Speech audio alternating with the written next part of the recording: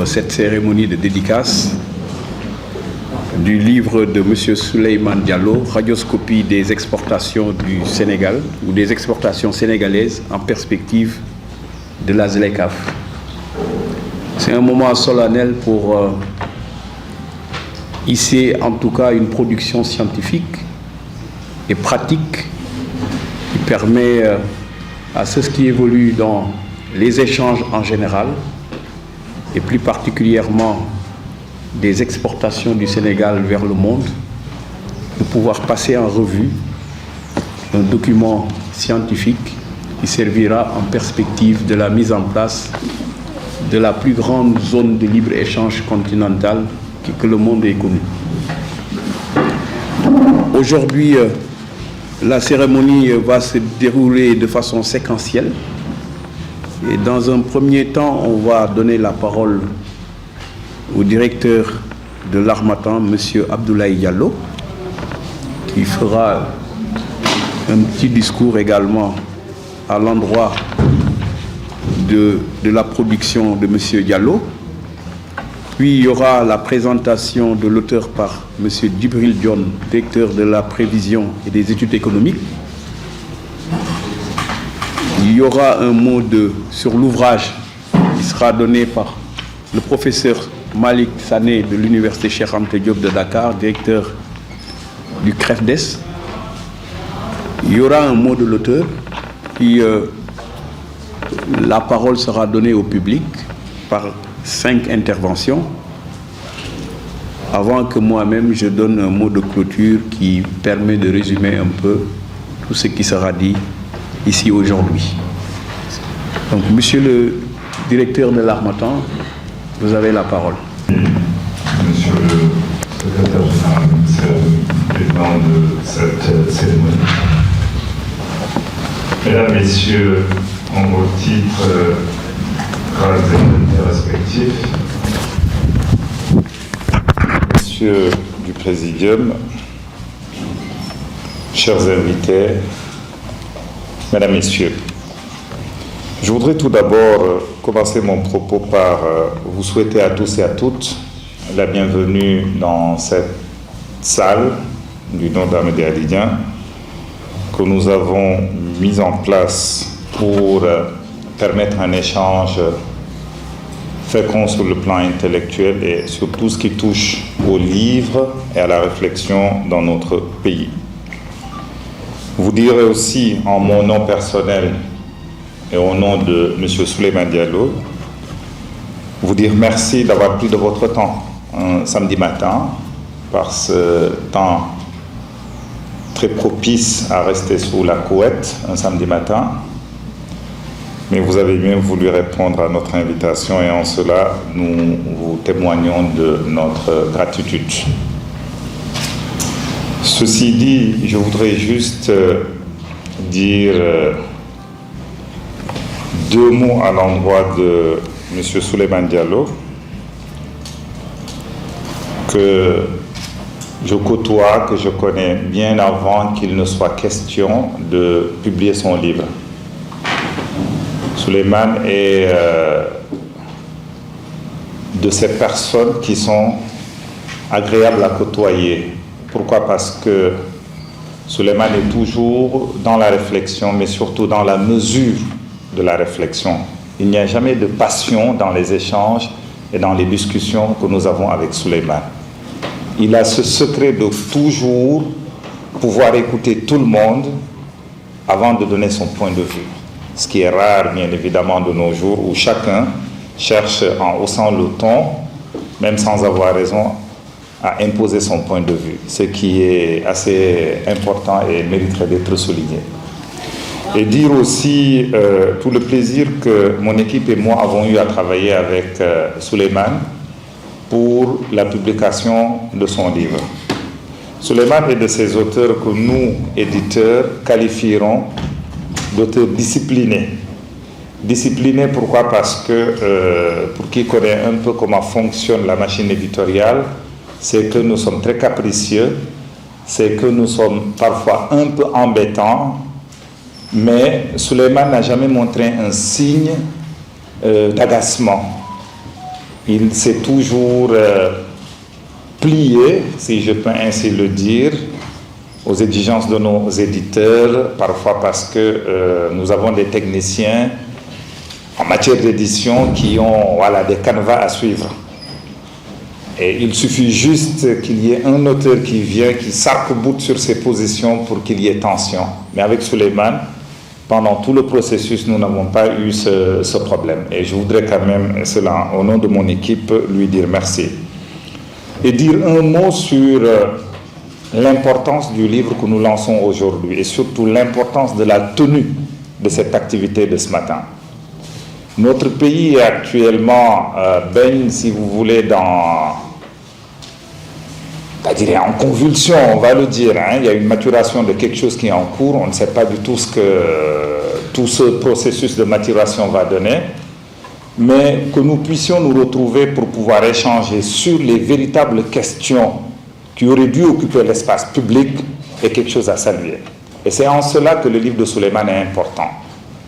Porter une réflexion sur les exportations de notre pays, sur ce qui fait quelque part l'économie de notre pays est extrêmement important. Et cela, ce n'est plus simplement l'éditeur qui parle. C'est aussi l'homme d'affaires et l'économiste, quelqu'un qui travaille, qui cherche à importer ou à exporter, qui travaille. Pourquoi? Parce que nous avons une économie où vous, économistes, et les autres, je sais que je parle sous le contrôle de toute l'intelligentsia du ministère de l'économie et du budget, on nous dit toujours que notre pays a une croissance positive, une croissance importante. Mais nous qui sommes les petits acteurs, moi je suis à la tête de quelques PME, je pense 3 ou 4, nous vivons au quotidien les questions qu'évoque Souleymane dans son bouquin. Et c'est en cela que ce livre m'interpelle personnellement. Et à travers moi, bien évidemment, tous mes amis qui évoluent dans le cadre du milieu des TPE et des petites et moyennes entreprises.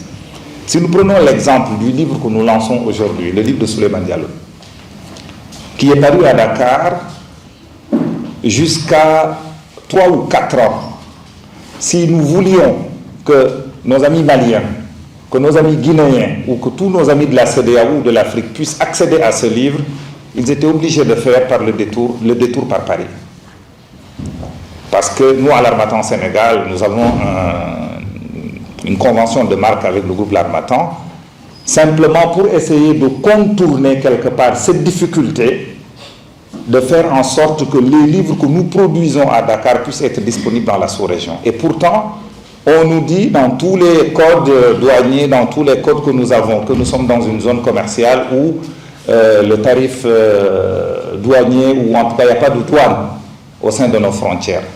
Mais pour que aujourd'hui j'ai une commande de 50 livres du livre de Souleymane que je dois acheminer à Bamako, c'est la croix et la bannière.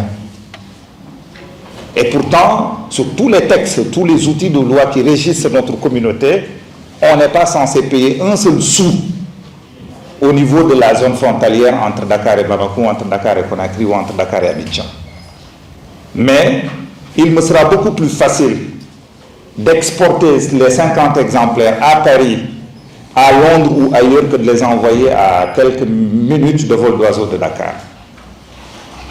Et c'est là où la réflexion est importante. Est-ce qu'aujourd'hui, nous devons continuer à évoluer dans ce sens? Mon point de vue en tant qu'acteur, je ne pense pas que ce soit le cas. Maintenant, nous sommes aujourd'hui cernés bien évidemment avec la crème du ministère de l'économie et du budget. Il faut que l'on aille dans le sens de faire en sorte que les réflexions et les décisions qui sont prises en haut lieu puissent être exécutées sur le terrain. Nous voilà, on va vers la ZLECAf. Ça veut dire qu'aujourd'hui, moi, éditeur, je sors un livre. Mon livre a la possibilité de se retrouver à Jobourg, a la possibilité de se retrouver à Lusaka ou ailleurs, sans qu'il n'y ait problème. Mais est-ce que dans la matérialisation des faits, est-ce que c'est comme ça en tout cas? Est-ce que les choses vont se passer telles que décrites sur le papier? Toute la question est là. Et je pense que dans tous les pays, en tout cas de notre communauté directe, si je ne m'abuse, les soldats de l'économie, que ce soit la douane et autres, sont adossés au ministère de l'économie. Corrigez-moi si je me trompe, je ne suis pas un expert de la question. Mais aujourd'hui, pourquoi même les démembrements des ministères qui prennent les décisions ont du mal à appliquer les décisions qui sont prises? Et aujourd'hui, en mon sens, je ne vais pas être très long, mais je voudrais surtout dire ces propos pour montrer l'importance du livre et surtout des questions que pose le livre de Souleymane Diallo. Nous sommes à la veille d'une élection présidentielle. Aujourd'hui, on parle de tout, sauf des questions qui devraient occuper le débat national. Quelle orientation doit avoir l'économie de notre pays au sortir de la prochaine présidentielle? Quelles sont les grandes questions qui devraient occuper les candidats à convaincre nous, citoyens sénégalais, qui avons nos bulletins à jeter pour eux? Et je pense que j'en profite pour inviter quand même tous les états-majors politiques à aller dans le sens de poser les véritables questions. Et je pense que le livre de Souleymane est un élément que nous, éditeurs, mais que bien évidemment lui en tant qu'auteur, mettons dans le panier pour que le débat politique de notre pays soit fécond. Je voudrais terminer mon propos par réitérer encore une fois mes remerciements et les remerciements de toute mon équipe à M. Souleymane Diallo de la confiance qu'il a portée sur l'Harmattan Sénégal pour la publication de son livre et souhaitons bon vent à son livre. Et avant de terminer, je voudrais inviter quand même, parce que ce n'est pas tous les jours qu'on a la chance quand même d'avoir dans un même espace, comme je le dis et comme je l'ai dit et redit, tous ceux qui réfléchissent aux véritables questions qui sous-tendent de l'économie de notre pays. C'est bien de publier des rapports. Les économistes de nos pays sont très bons de publier des rapports destinés à la Banque mondiale, au FMI, destinés entre spécialistes. Mais produisez des documents aussi, des documents, je ne dirais pas terre à terre, mais des documents que des citoyens lambda, peut-être comme moi, si je suis universitaire, mais voilà, mais des gens qui n'ont pas le niveau que vous autres avez. Parlez-nous d'une économie accessible. Parce que l'économie, ce n'est pas simplement les rapports que vous vous échangez entre eux, vous vous citez dans les articles scientifiques. L'économie, c'est quelque chose de simple. L'économie, c'est la dame qui vend ses cacahuètes, c'est le petit qui vend son café. Parlez-nous de choses que nous puissions comprendre. Et en cela, je pense que notre pays ira encore un peu plus de l'avant. Je vous remercie et excuse d'avoir répondu. Je vais donner la parole à M. Djibril John pour la présentation de l'auteur. Monsieur le Président de séance, bonjour tout le monde. Monsieur le Secrétaire général du ministère de l'économie, du plan et de la coopération, Monsieur le professeur Malik Sané, directeur du CREFDES, Monsieur le directeur de l'Harmattan, Monsieur le directeur de l'ANSD, Mesdames et Messieurs, honorables invités,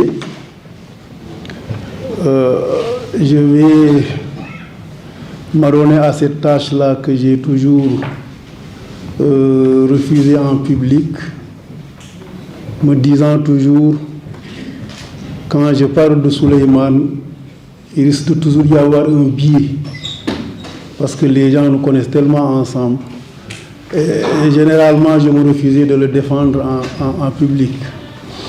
Et aujourd'hui, c'est comme si c'est quelque chose que je ne pourrais pas éviter, compte tenu de la nature de l'événement. Tout d'abord, rendons grâce à Dieu, subhanahu wa ta'ala, qui nous a permis de nous réunir aujourd'hui dans cette salle autour de notre ami et collègue Souleymane Diallo pour la présentation de son livre qui porte sur globalement le commerce extérieur et de façon plus spécifique sur les exportations sénégalaises et dans un contexte de ZLECAf. Ce livre qui Et en quelque sorte, il parle de l'histoire économique du Sénégal, qu'il a offert aux Sénégalais et à la sous-région et au monde entier. A été écrite par Souleymane, qui a très tôt compris qu'il fallait écrire dans ce pays-là. Et on en a longuement discuté dans le temps, qu'il fallait écrire et surtout le faire dans un domaine et un contexte pertinent au regard des défis actuels en matière de développement économique et social. Il s'agit, en tout cas pour ce qui nous concerne aujourd'hui, précisément du domaine du commerce extérieur pour le Sénégal. Le Sénégal qui n'a jamais ou presque été plus performant que le reste du monde en la matière, avec un compte courant que nous connaissons tous, qui est structurellement déficitaire. Et ça, je pense que depuis que je suis avec lui, nous discutons de ces questions-là. Et parfois, les discussions sont tellement approfondies que ça ne m'a pas surpris qu'on est ici aujourd'hui. Et pour ce qui est du contexte, ça c'est le domaine, pour ce qui est du contexte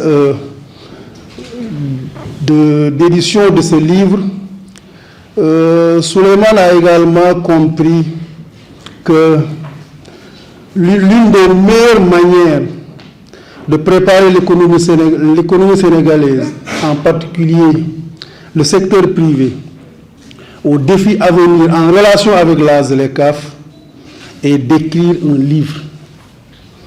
Écrire un livre allant dans le sens de comprendre davantage non seulement la structure de ce commerce extérieur en matière d'exportation et d'importation, mais également de comprendre les causes profondes de cette contrainte que je viens de citer, à savoir un compte courant dont le solde est toujours négatif.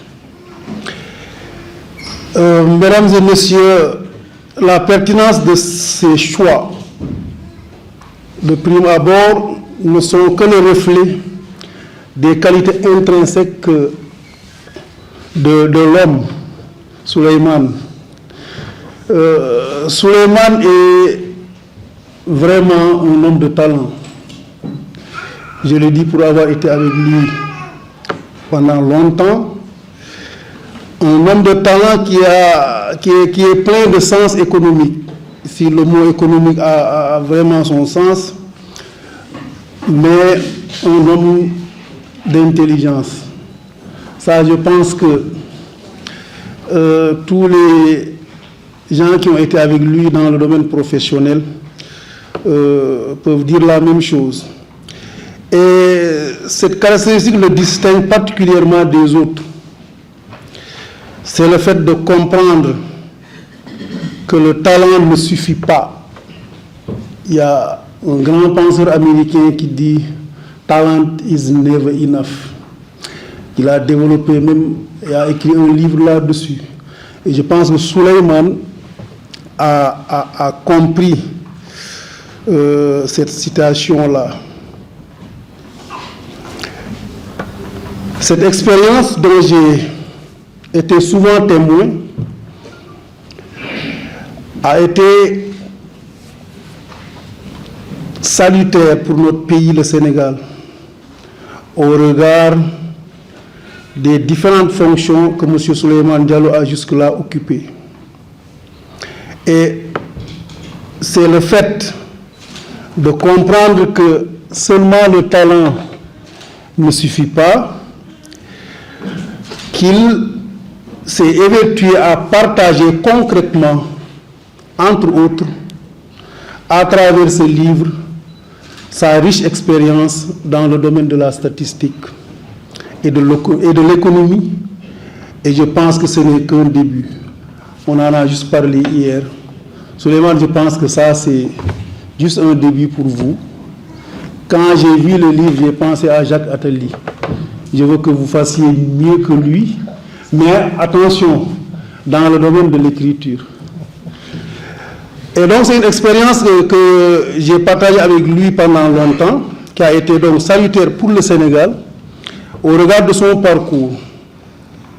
Avant de le côtoyer de façon très proche à l'œuvre, particulièrement à la direction de la prévision et des études économiques, la DPE, étant son adjoint à la division des projections macroéconomiques et du suivi des programmes, j'ai connu Souleymane en 1995 à l'Université de Dakar, au département maths physique, que nous avons eu à partager ensemble de 1995 à 1999. Je signale au passage que Souleymane est mathématicien de base parce qu'il a la maîtrise en mathématiques et sciences maths appliquées à l'université Cheikh Anta Diop de Dakar.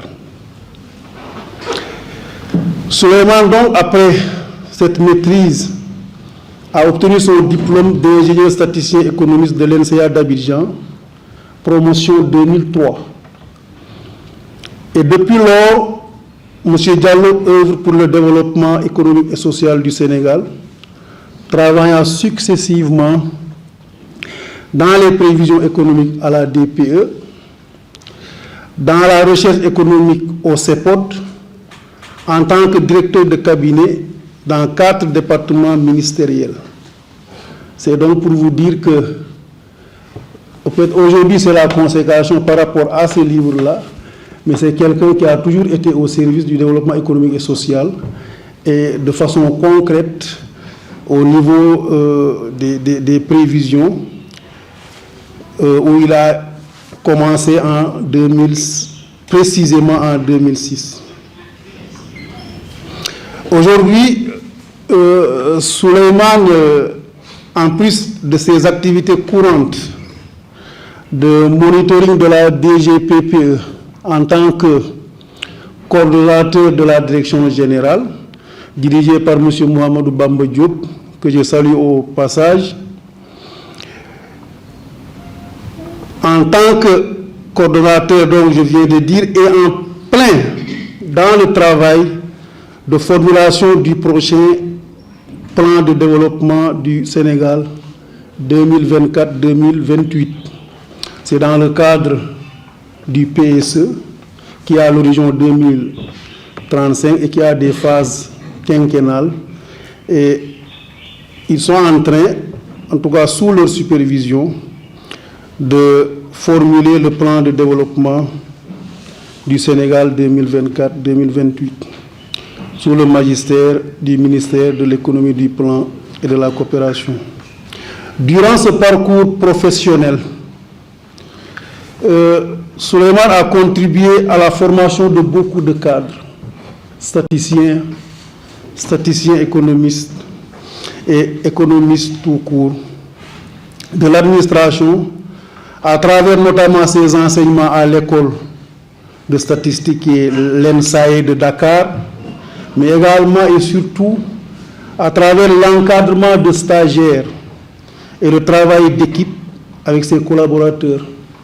Ces collaborateurs qui ont été avec lui, en tout cas dans le cadre de la prévision, ont beaucoup appris de lui, de par ses qualités humaines, mais également ses capacités techniques.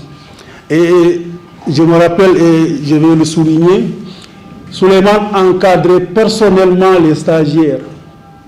Il pouvait les imputer aux agents de la division, mais je pense que peut-être même certains, peut-être sont là. Souleymane les encadrait personnellement. Ça veut dire qu'il a toujours aimé former les gens et partager son expérience de façon concrète avec les autres. Mesdames et messieurs, honorables invités, ce parcours témoigne de la multidimensionnalité et de la richesse de M. Diallo, qui a su s'adapter dans différents domaines qui, a priori, semblaient loin de son métier de polytechnicien de la statistique et de l'économie, si je peux l'appeler ainsi. Je rappelle que Souleymane Diallo a été successivement directeur de cabinet dans les départements ministériels en charge du plan, de l'agriculture, de l'environnement et des télécommunications. Je peux dire sans me tromper que tous les économistes aujourd'hui, statisticiens et statisticiens économistes, sont fiers de Souleymane. Mesdames et messieurs, je ne saurais terminer ce témoignage sans évoquer, sans parler de la dimension humaine de M. Diallo, que j'ai côtoyé pendant maintenant près de 30 ans. Des qualités humaines qui sont sans commune mesure. Souleymane, c'est un homme de principe. Et son sens élevé de la responsabilité, conjugué à sa rigueur dans le travail, font de lui un économiste respectable. Et ça, je pense que tous les gens qui ont à le côtoyer de façon technique et à travailler avec lui savent de Souleymane cette rigueur dans le travail. Il n'a jamais été dominé par l'émotion. On en discute souvent. Et je pense que le directeur de l'Harmattan en a parlé tout à l'heure. Souleymane est toujours serein. Il ne raisonne pas par émotion. Il cherche toujours à démontrer par des faits pour défendre ses principes. Et parfois même, son incontestation peut penser que c'est avec ardeur, mais c'est parce qu'il croit en ce qu'il dit. Et il veut toujours le défendre sur la base de faits et d'arguments. Donc, jamais, en tout cas, dominé ou gagné par l'émotion, Souleymane cherche toujours à motiver ses prises de position. Et ceux qui auront à lire le livre ne vont certainement pas me démentir. M. Diallo est également un homme très généreux. Et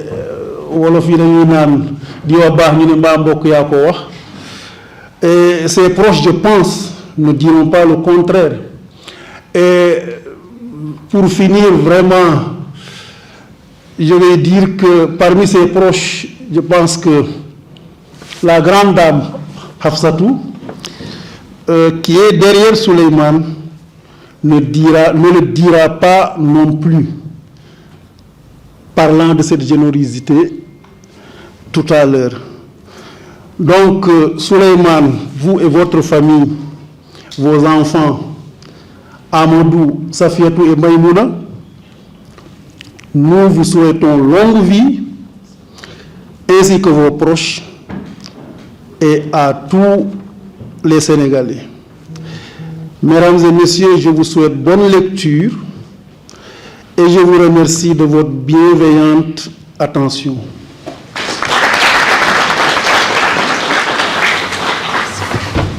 Merci beaucoup, directeur, pour ces mots qui montrent très bien que vous connaissez bien M. Diallo, puisque vous avez cheminé pendant presque 30 ans.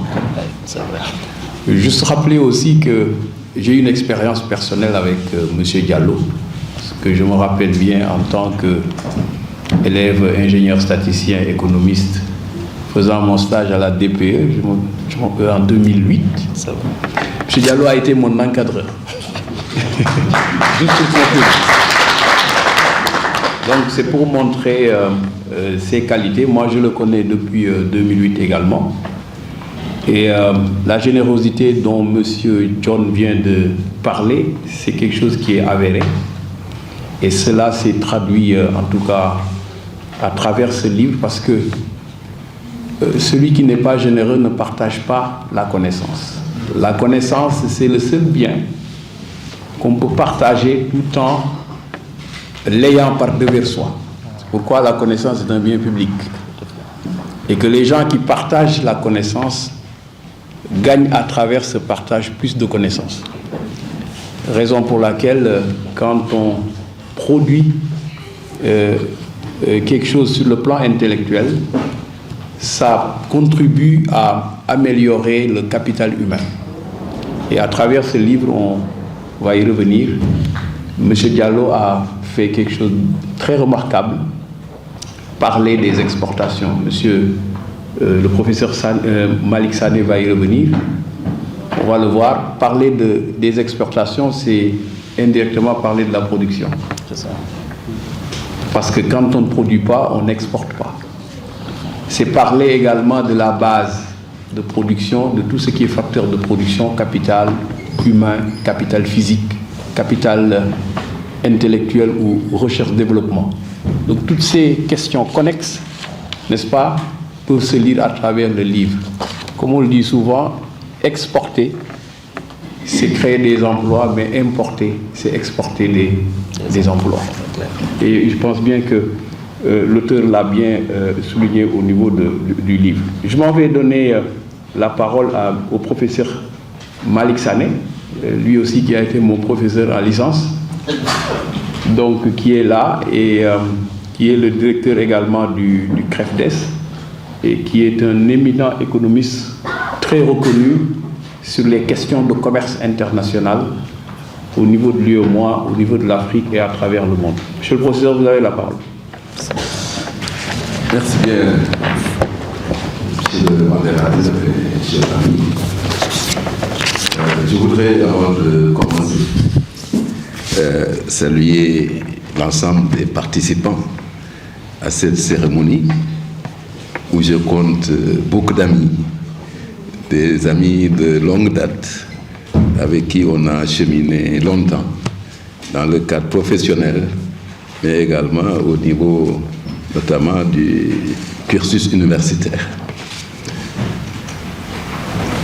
Je voudrais aussi dire le plaisir que j'ai de partager ce plateau avec chez le directeur Djibril Dione, la direction de la prévision et des études économiques, où j'ai été dans les années 2007 membre du comité scientifique. Après, bon, c'est vrai, je n'ai plus eu beaucoup de contacts par la suite, mais j'ai fait 2 mandats là-bas.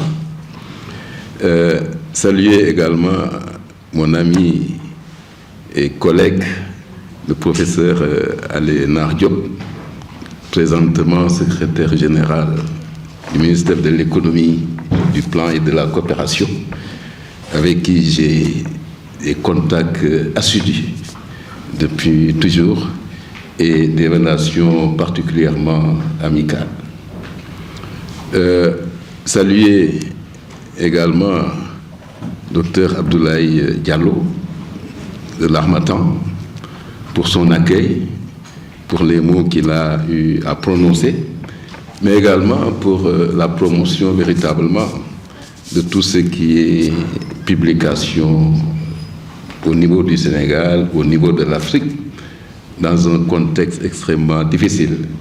Il se bat quotidiennement pour véritablement vulgariser des réflexions qui se font ici et là à différents niveaux.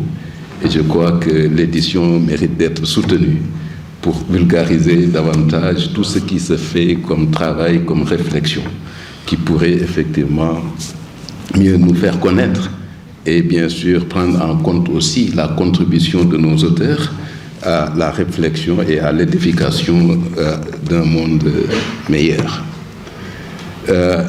Je félicite et remercie M. Souleymane Diallo pour m'avoir fait l'amitié d'abord de m'inviter, ensuite de me demander de dire un mot par rapport à cette publication de haute facture. M. Diallo, je le connais depuis bien longtemps, je crois que c'était déjà au moins depuis la DPE, au moment où cette direction était au point E. C'est également dans le cadre de différentes missions qu'on a pu, en tout cas, avoir avec certains ministères où il était effectivement directeur de cabinet. Mais c'est aussi dans la vie de toujours, parce que depuis qu'on s'est connus, véritablement, on a toujours eu des relations amicales, les meilleures. Et à l'occasion aussi des relations professionnelles qui nous ont facilité en tout cas la collaboration. Et donc cette collaboration nous a permis en général d'arriver à des résultats extrêmement importants dans le cadre des missions qui nous ont effectivement liés. J'en viens maintenant un peu à l'ouvrage de M. Diallo, Radioscopie des exportations sénégalaises en perspective de la zone de libre-échange continentale.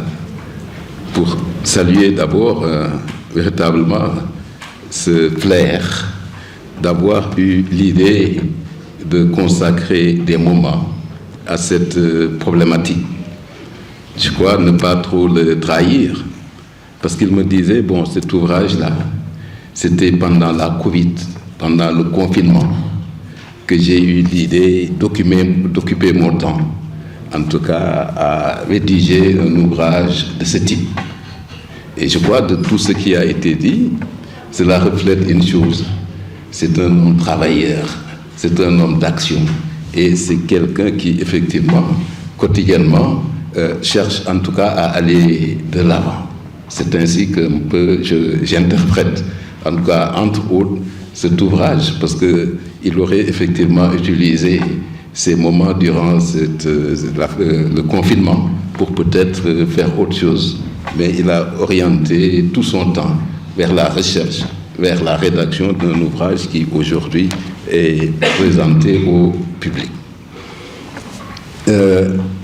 Le thème est extrêmement pertinent parce que, comme vous le savez, la zone de libre-échange continentale est une étape importante de ce qu'on appelle la communauté économique africaine. Parce que l'Afrique s'est dotée depuis 1991 à travers ce qu'on appelle le traité d'Abuja, instituant la communauté économique africaine, qui a été effectivement ratifié depuis 1994 par l'ensemble des pays africains. Et l'idée, c'est véritablement de renforcer l'intégration du continent africain à travers plusieurs étapes. Et la première étape, c'est justement la zone de libre-échange continentale. Parce qu'après cela, il y a d'autres étapes qui devraient suivre, notamment l'union douanière africaine, le marché commun africain, l'union économique africaine, pour terminer par la création d'une monnaie unique africaine, avec une banque centrale africaine et un fonds monétaire africain. Si tout cela se déroule, effectivement, on devrait aboutir à cela. C'est dans la communauté économique africaine. Bien entendu, compte tenu du temps qui s'est déroulé, compte tenu des chocs qu'on a subis, tels que Covid, l'horizon qui était retenu au départ, 2028, a été repoussé, n'est-ce pas, dans les années, je crois, 2034, si tout se passe bien, véritablement. En tout cas, je veux dire, au plan technique, il y a un ensemble de dispositions qui sont prises pour permettre l'intégration du continent africain. Maintenant, pour ce qui concerne la zone de libre-échange continentale, la première étape de ce long processus, c'est une affaire extrêmement importante parce que zone de libre-échange, c'est quoi? C'est supprimer les droits de douane tout en laissant l'autonomie en matière de politique commerciale aux autres États. Donc, on supprime les droits de douane pour pouvoir espérer effectivement une baisse des coûts et donc augmenter les transactions commerciales. Et c'est une étape importante pour le monde de l'entreprise parce que c'est des perspectives en termes de débouchés. Mais aussi, c'est la concurrence qui va avoir lieu entre les différentes entreprises. De telle sorte qu'il est important pour un pays d'avoir idée de l'ensemble de ces perspectives-là pour prendre les mesures de politique économique idoines pour accompagner le monde de l'entreprise dans la conquête, n'est-ce pas, de ce marché, mais également faire en sorte que les effets peut-être pervers de cette perspective puisse être limité au mieux. Et pour cela, il faut effectivement qu'on ait une idée assez claire de quelles sont les forces et les faiblesses de notre pays pour pouvoir effectivement formuler la politique commerciale la meilleure, une politique commerciale stratégique qui, on y reviendra, devrait nous permettre véritablement de tirer notre épingle du jeu. Et l'ouvrage est consacré à l'analyse des exportations. Et donc, ça porte plus précisément sur la balance commerciale, à peu près, même si, voilà, parce qu'on a deux composantes, on a les biens et après on a les services. Et il en fait l'analyse, notamment en dégageant les aspects de compétitivité dont dispose le Sénégal, mais également les difficultés que l'on peut rencontrer, n'est-ce pas, dans nos transactions commerciales internationales. Précisant encore que en matière de politique commerciale, quand on parle des biens, c'est tout ce qui est palpable, n'est-ce pas?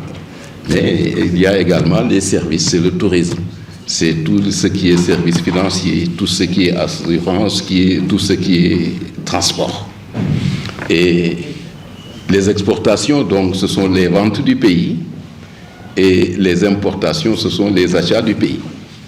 Maintenant, en faisant la différence entre importation et exportation, bon là, c'est M. Diallo qui demandait qu'on parle un peu un langage compréhensible. C'est un peu pour ça aussi que j'explique un peu par rapport à la portée du livre. Donc, importation, ce qu'on vend, exportation, ce qu'on vend, importation, ce que nous achetons, en faisant la différence, on peut avoir ce qu'on appelle la balance commerciale, au sens strict, parce que ça ne concerne que les marchandises, et on peut avoir un excédent si nous vendons plus que nous n'importons, auquel cas on a une balance commerciale qui est déficitaire. Maintenant, on peut aller au-delà des marchandises en intégrant des services. Mais au niveau des services également, on peut faire la différence, le solde commercial concernant les services, en faisant la différence entre les exportations de services et les importations de services. Maintenant, on peut tout combiner, à la fois marchandises et services, pour avoir ce qu'on appelle la balance commerciale au sens large. Et je crois qu'on en a parlé, il y a également le solde courant. Effectivement, à l'analyse de cela, il se trouve que le Sénégal a un déficit de façon structurelle. Ça signifie que nous achetons beaucoup plus que nous vendons. Cela signifie quoi?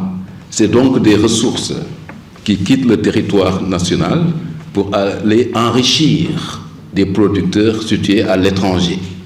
Ça signifie donc des sorties de capitaux, c'est moins d'investissement, c'est moins de création d'emplois et donc c'est moins de performance économique. Par conséquent, pour inverser cette tendance, il va falloir élaborer une politique commerciale pertinente en faisant en sorte qu'on devienne beaucoup plus compétitif pour vendre davantage qu'on importe pour avoir un excédent de la balance commerciale. Ce qui veut dire que donc les gains réalisés vont encore compléter les ressources internes pour encore intensifier les investissements, créer des emplois et bien sûr peut-être sortir une bonne partie de la population de la pauvreté, de la marginalisation. Pour dire donc l'importance véritablement de consacrer la réflexion, n'est-ce pas, à la dynamisation, n'est-ce pas, de nos exportations. Et au regard de cet ouvrage, effectivement, on se rend compte que c'est un homme du sérail, c'est un spécialiste, doublé du mathématicien, effectivement, et du statisticien dont on a parlé, qui effectivement a élaboré cet important ouvrage. Au moins 38 tableaux pour illustrer. Et dans différentes thématiques, c'est extraordinaire pour, en tout cas, indiquer que non seulement il y a les aspects théoriques, mais il y a également la dimension empirique, qui font que ces deux dimensions, en tout cas, font de l'ouvrage que nous a proposé M. Diallo, un ouvrage important qui devrait effectivement aider à la fois à la compréhension des problèmes concernant la politique commerciale, les perspectives que l'on peut tirer de la zone de libre-échange continentale au profit des entreprises et de notre pays. C'est une contribution majeure. Et dans l'ouvrage, M. Diallo, bien sûr, a pu dégager les points forts. Le Sénégal a des atouts, des points forts. Il faut les valoriser parce qu'il s'agit de les mettre à profit pour effectivement tirer profit des opportunités. Parce que la zone de libre-échange, comme les autres, c'est un cadre qui offre des opportunités. Maintenant, c'est à vous de vous préparer pour aller à la conquête de ces marchés en étant un peu plus fort que vos concurrents, parce qu'on est dans un environnement concurrentiel. Et donc, c'est la raison pour laquelle il est important, effectivement, d'avoir l'identification des points forts, mais également l'identification des points faibles, pour pouvoir trouver les réponses pertinentes. Et tout à l'heure, dans son propos, Dr Diallo a parlé de toutes les difficultés qu'il y avait effectivement à exporter des ouvrages du Sénégal vers les pays voisins, alors qu'on est censé être depuis bien longtemps dans ce qu'on appelle une union douanière. Ça veut dire suppression des droits de douane, libre circulation. Et il est extrêmement difficile d'y arriver. Pourquoi? Parce qu'il y a ce qu'on appelle des mesures non tarifaires ou des obstacles non tarifaires. C'est la non-application des directives émanant effectivement du renforcement du processus d'intégration économique régionale. Je crois qu'on a dans le public la présidente de l'UEMOA, tout comme Mme Sarr, de la cellule de l'intégration, tout comme bien sûr l'ensemble des spécialistes qui sont ici présents et qui effectivement ont bonne conscience de ces difficultés. Et donc l'idée, c'est effectivement, à partir de ces points faibles, de trouver les meilleures réponses pour que effectivement la zone de libre-échange telle que conçue puisse être un cadre véritablement performant qui devrait permettre à nos entreprises d'en tirer les meilleurs profits. Je pense que c'est aussi à partir de ce diagnostic qu'on peut effectivement élaborer donc du point de vue national la politique commerciale, disons, stratégique qui devrait permettre véritablement de renverser cette tendance-là qui fait que nous sommes beaucoup plus importateurs qu'exportateurs. Et bien sûr, tout cela demande un travail de conception, de coordination, mais également d'union pour pouvoir relever tous ces défis-là. Et c'est la raison pour laquelle, en tout cas, nous considérons que cet ouvrage-là peut beaucoup contribuer, n'est-ce pas, à relever ces défis de l'économie sénégalaise, de l'entreprise sénégalaise, dans un contexte de démarrage, j'allais dire, d'opérationnalisation de la zone de libre-échange continentale. Pour ne pas trop retenir la parole, je voudrais, monsieur le modérateur, mesdames, messieurs, participants à cette cérémonie, vous remercier pour votre attention. Merci. Merci beaucoup, professeur, pour ces mots qui montrent également l'importance de cette production que vous avez bien voulu également créer par vos propos et montrer également l'importance également que ça suscite en termes de réflexion sur les politiques commerciales stratégiques. Quel choix le Sénégal devrait faire dans les années à venir, avec également la mise en place même de l'ECO, qui aura un impact également sur le profil des exportations que nous aurons demain. Il y a aussi l'organisation industrielle qui risque également de se poser, parce que qui dit production dit organisation industrielle du pays. Sur quelle option on va aller? Quelle est la division du travail que l'on fera? L'auteur l'a abordé dans le livre en termes de dotation factorielle, en utilisant également les théories les plus en vue, que la dotation factorielle Ekcher, Pauling et Samuelson. Et je pense que c'est des choses sur lesquelles nous devons réfléchir, puisque une fois qu'on exporte également on s'attend à avoir des devises. Ce sont ces devises qui vont nous permettre de couvrir nos importations. Ce sont ces mêmes devises qui nous permettront également de respecter nos engagements au niveau international. Ce sont ces mêmes devises également qui vont venir amortir la balance globale, également qui est structurellement déficitaire également. Et ce sont ces mêmes devises également qui vont servir également, si demain on veut faire des investissements à l'étranger, utiliser ces devises-là. Ces mêmes devises aussi servent à défendre aussi la monnaie. Ce qui fait que les exportations sont au cœur également de l'activité économique, en tout cas pour une grande partie. Et tout pays ne peut pas, dans le contexte international de mondialisation et d'intensification des échanges entre les pays, se replier sur lui-même. Donc tous les pays sont obligés de s'intégrer au système d'approvisionnement mondial, leur permettre également de tirer leur épingle du jeu. D'où la question, comment organiser le pays, le système de production en termes de création de zones de libre-échange, de zones franches par exemple, de zones économiques spéciales tournées vers l'exportation, parce que le livre également souligne indirectement ces aspects-là pour permettre à l'économie du Sénégal d'être beaucoup plus compétitif. Je m'en vais maintenant donner la parole à l'auteur, donc rendre à César ce qui appartient à César. Et on va le laisser également parler du livre parce que celui qui écrit comprend mieux la substance également de ses écritures. On va lui laisser le soin de donner son avis et également ses impressions sur le livre. Je vous remercie, M. Diallo. Merci beaucoup, professeur Alain Diop, secrétaire général du ministère de l'économie, du plan et de la coopération. Merci d'abord d'avoir bien voulu présider cette cérémonie.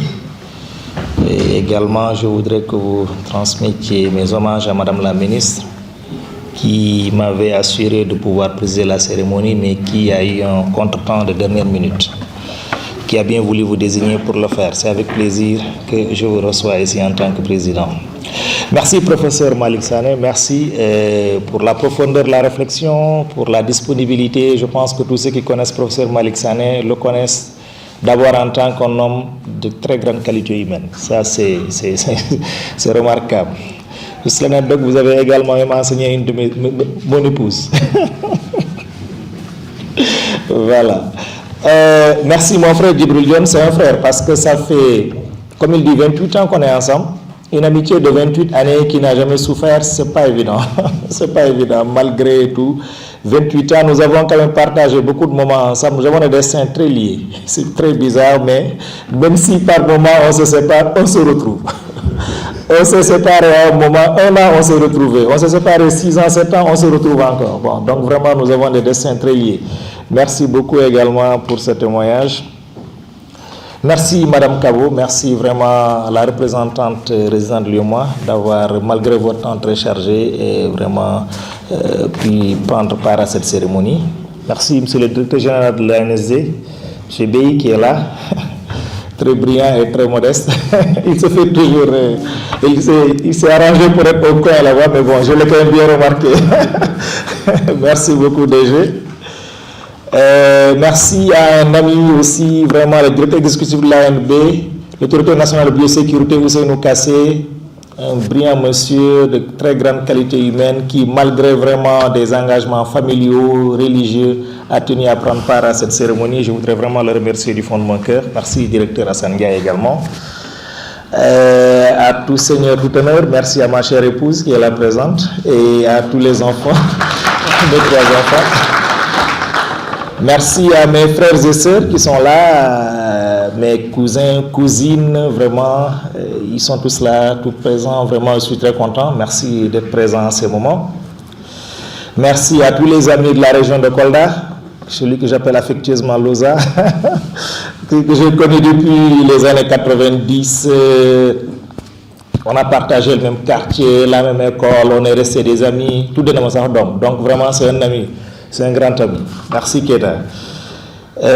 Merci à tous les autres amis de la région de Kolda. Merci aux voisins. de Zagmao qui sont là, qui ont tenu à être présents, ceux avec qui nous partageons de très bons moments, des discussions assez intéressantes. Merci aux collègues, aux amis, tous ceux qui ont préparé cette vraiment cérémonie. Je voudrais vous dire merci. Mention spéciale à Cher Cissé et à son épouse. C'est également un homme qui est très présent dans ma vie. Très présent. Cher Cissé, c'est un frère. C'est un frère. Je me rappelle quand je suis revenu du pèlerinage en 2016, ma femme m'a dit, je lui ai dit, je ne veux pas qu'il y ait de cérémonie. Il m'a dit, mais il faut que Cher soit présent quand même. J'ai dit, oui, là tu as raison. Il m'a dit, Cher, quand même, je viendrai avec lui te recueillir à l'aéroport. C'est dire que vraiment, il est très spécial pour moi. Merci à Cher et à son épouse qui est là présente. Merci à tout le monde vraiment. Tous ceux qui ont pris vraiment de leur temps pour prendre part à cette cérémonie. J'ai cité les cousins et les cousines qui sont là, vraiment, je suis très content de votre présence, mes sœurs. Pour revenir très rapidement sur l'ouvrage, comme l'a dit le professeur Malik Sané,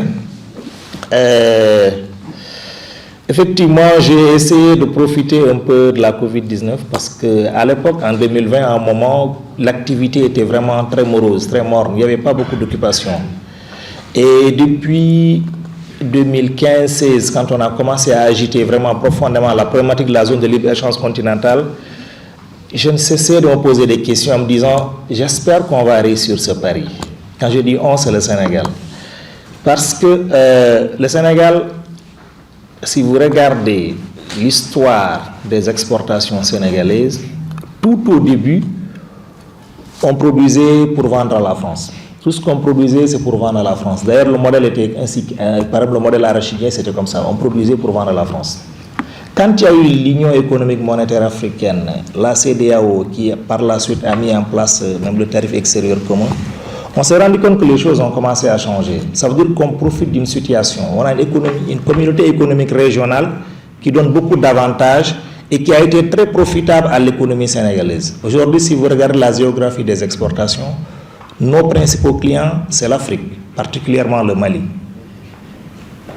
Mais s'il y a une zone de libre-échange continentale, nous perdons quand même une partie de nos avantages.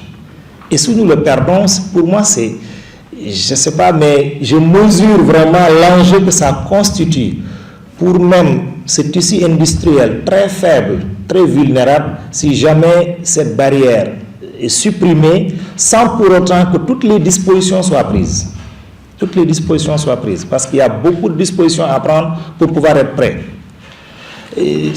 C'est pourquoi quand l'opportunité s'est présentée, je n'ai pas hésité à vraiment voir de plus près, parce que c'est vrai, bon, nous faisons de la macroéconomie, nous regardons les données de la balance des paiements, nous travaillons beaucoup sur ça avec la BCEAO, mais j'ai voulu quand même vraiment creuser cette situation pour voir concrètement quelles sont les entreprises qui pourraient tirer profit si elles ne font pas beaucoup plus d'efforts, a priori.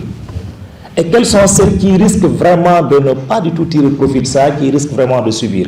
Et je pense que j'avais lu quand même, il y a, au niveau national, c'est le ministère du Commerce qui pilote les négociations commerciales avec même notre direction générale, la cellule de suivi de l'intégration. Il y a beaucoup de négociations souvent au niveau tarifaire sur comment négocier les choses, mais j'ai estimé que c'est important de verser dans la corbeille cette réflexion parce que pour moi, c'est d'un très, très, très grand enjeu. Effectivement, on a vu, c'est très détaillé, et j'espère que ma déformation professionnelle ne va pas rendre un peu répulsif certains, parce qu'il y a quand même beaucoup de chiffres dans le livre, même si quand même, bon, j'ai essayé de parler dans un langage que j'estime être très accessible. C'est ainsi qu'on a vu vraiment qu'il y a quand même des entreprises qui sont au Sénégal, qui ne sont même pas forcément les plus médiatisées, les plus célèbres, qui sont quand même des champions dans les exportations de produits en Afrique, de biens, de services. Il y en a. Elles sont très brillantes. Mais il y en a également qui devraient faire beaucoup plus, qui ne le font pas. Et on a identifié même, vraiment, celles qui risquent vraiment de perdre. Celles souvent pour lesquelles, en tout cas, la protection tarifaire est tellement importante et qu'il y a des pays qui produisent le même type de biens et services en Afrique, qui n'accèdent pas au marché régional de la CEDEAO, pour parler plus largement, ou de l'UEMOA, mais qui pourraient accéder. Parce que c'est des pays qui ne sont même pas très loin souvent. C'est des pays qui ne sont pas loin de la zone. Si vous voyez par exemple tout ce que nous vendons au Mali, le Mali c'est le premier client du Sénégal. Si vous voyez tous les jours, tout le monde voit on dit les camions maliens. Bon, les gens se plaignent, mais bon, on sait que quelque part c'est pas mal parce que bon, ça crée de la richesse derrière, ça crée des emplois derrière. Mais aujourd'hui, le Mali est très proche des pays, par exemple du Maghreb, qui sont très puissants. L'Algérie n'est pas très loin du Mali, c'est un pays frontalier, le Maroc. Aujourd'hui, avec la zone de libre-échange continentale, par exemple, le ciment que nous vendons au Mali peut être très challengé. Très challengé, ça je vous dis, très challengé. Alors que c'est l'un des principaux produits d'exportation du Sénégal. Imaginez toutes les industries de cimenterie qui sont là au Sénégal. Si le marché malien se perd progressivement, c'est très important. C'est très important. C'est juste un exemple que je donne, il y a beaucoup d'exemples qui sont dans le document et c'est valable pour la farine de blé, Grand Moulin Dakar, c'est valable pour des produits pétroliers, c'est valable pour d'autres types de produits. Vous pouvez, en regardant le livre, voir, vraiment, il y a beaucoup de domaines où, tant bien que mal, il y a des risques. Il y a des risques importants. C'est important qu'on soit conscient de ça, pas pour dire qu'on ne va pas être de la zone de libre-échange continentale. C'est un phénomène irréversible. Tous les pays africains souhaitent vraiment faire de ce continent vraiment un marché, comme il l'a dit, un marché commun à terme. Mais pour le moment, d'abord une zone de libre-échange continentale. Il facilite les échanges au sein de l'Afrique. Faciliter les échanges au sein de l'Afrique, comme j'ai dit, c'est renforcer vraiment la création de richesses en Afrique. Dans le livre également, comme l'a dit le professeur Alénar, quand même je me suis dit, mais c'est important de voir, il y a des théories économiques qui permettent de voir quels sont les pays dans lesquels le Sénégal, en tout cas les pays qui pourraient être de potentiels prochains clients du Sénégal avec la zone de libre-échange continentale. Et quel type de produits on pourrait vendre dans ces pays. Et c'est important parce que ce qui est intéressant, c'est qu'on puisse vendre à ces pays africains pas ce qu'on vend en Europe, pas du poisson frais, pas de l'arachide brut, pas des matières premières sans valeur ajoutée, mais qu'on puisse vendre des produits manufacturés de valeur ajoutée assez importante à ces pays. C'est ça en fait l'avantage. Et c'est pourquoi j'avais tenu en tout cas à faire également cet exercice.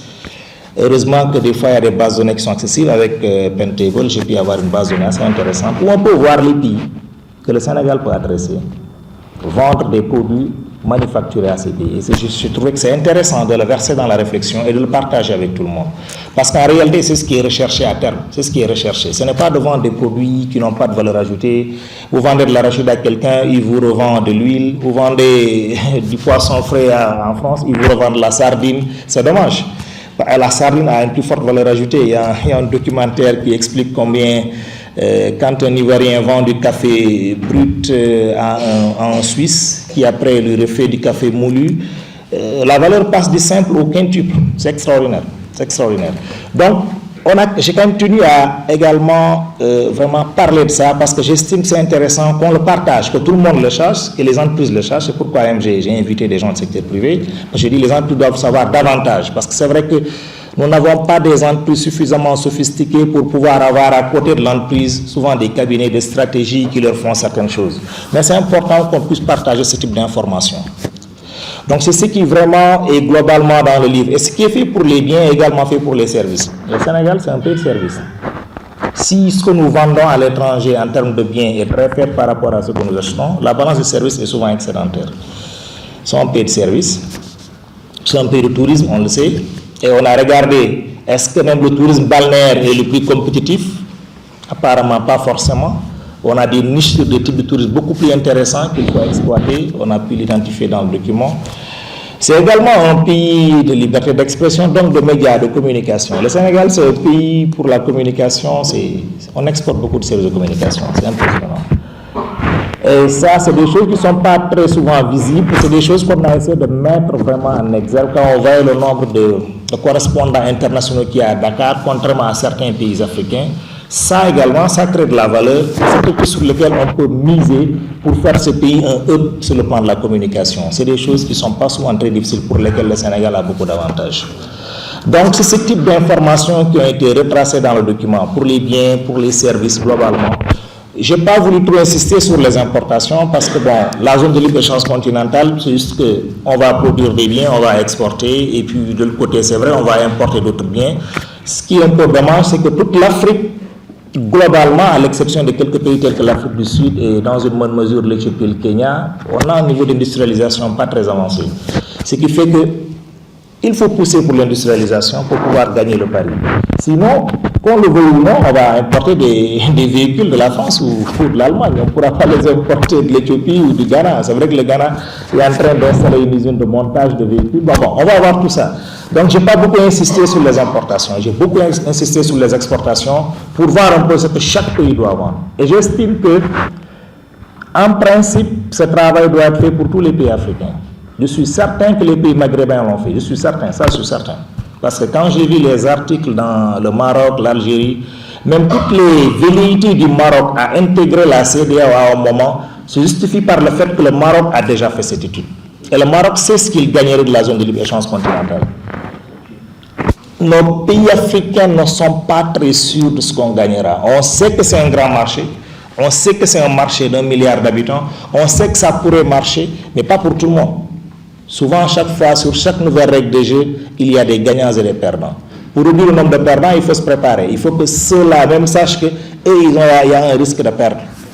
Pourquoi j'estime que la zone de libre-échange, c'est vrai, elle prendra le temps parce que les négociations sont un peu politiques, mais elle arrivera, elle arrivera. Il ne faudrait pas que ce qui nous est arrivé avec les APE nous arrive. Avec les APE, on a donné 8 ans aux pays africains pour se préparer. On a dit en 2000, on a dit qu'il y aura les accords de partenariat économique. L'Afrique a dit nous ne sommes pas prêts. Les Européens nous ont dit il n'y a pas de problème, on vous donne 8 ans pour vous préparer. On a attendu jusqu'en 2007 pour dire qu'on n'est pas encore prêt. On n'est pas suffisamment prêt. On a changé de stratégie. On a voulu en faire un combat de la société civile. C'était beaucoup plus un combat de la société civile qu'un combat d'économistes, d'hommes d'affaires africains qui devraient voir qu'est-ce qu'on pourrait gagner. Parce qu'effectivement, avec l'APE, on est traité de la même manière que les pays latino-américains, par exemple. Pour des pays comme la Côte d'Ivoire qui exportent la banane et tout, ils étaient vraiment exposés. Alors que l'UEACP, avec les ACP, on était protégés quand même. On pouvait vendre des produits moins chers que d'autres. On a attendu jusqu'à ce qu'il reste un an. Je pense qu'on ne doit pas attendre la zone de libre-échange continentale. Les pays doivent en faire un débat tous les jours pour voir comment faire en sorte que chaque pays africain, particulièrement le Sénégal qui est notre pays, puisse vraiment tirer le meilleur profit de la ZLECAf. C'est ça l'objet du livre et j'espère que vraiment ceux qui auront l'opportunité de le lire pourront le trouver accessible et verront à l'intérieur vraiment les pays, les structures, les entreprises champions, les entreprises qui sont moyens et puis vraiment voir également quelle stratégie adopter. Je ne voudrais pas trop monopoliser la parole, je voudrais vraiment remercier tout un chacun, M. Diba, qui est là, c'est présent depuis longtemps, M. Mansen, directeur AO, directeur des pensions. Merci beaucoup. Et vraiment, je voudrais m'arrêter là et peut-être passer la parole au professeur. Merci.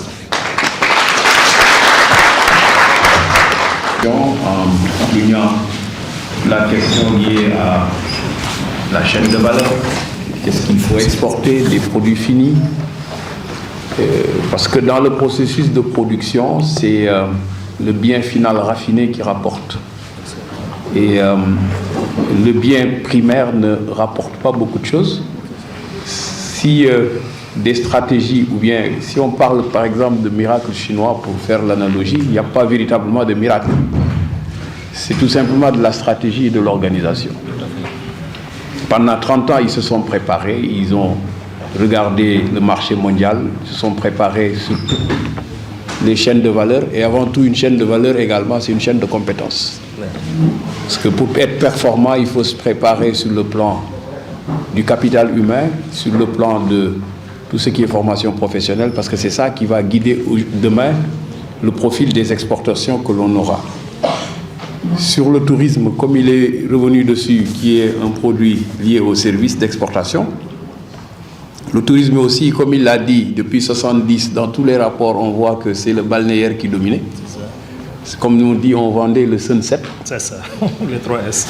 Aujourd'hui, on se rend compte que, par exemple, je donne souvent un exemple, on dit on veut attirer la clientèle chinoise dans le tourisme. Mais on oublie que le Chinois ne va pas à la plage. être bronzé chez les Chinois, c'est être paysan. C'est ça. Donc on ne peut pas, comment on appelle, attirer une clientèle asiatique puisque ce ne sont pas les mêmes, c'est pas la même culture. Et donc si on veut véritablement développer le tourisme, il va falloir regarder tout ce qui est tourisme historique, tout ce qui est reconstitution des événements historiques et autres, pour essayer de donner quand même un contenu qui permet quand même de pouvoir booster le tourisme. Il faut simplement aller sur le site où on consigne les chiffres du tourisme pour se rendre compte que même les mises à jour ne sont pas effectuées. Il faut s'y rendre tout de suite pour voir. Il n'y a pas de mise à jour, on connaît mal les produits, les sites, ce qui fait que ça stagne de l'autre côté. La préparation au marché mondial, comme on l'a dit, il faut que notre pays quand même puisse regarder ses atouts et ses faiblesses.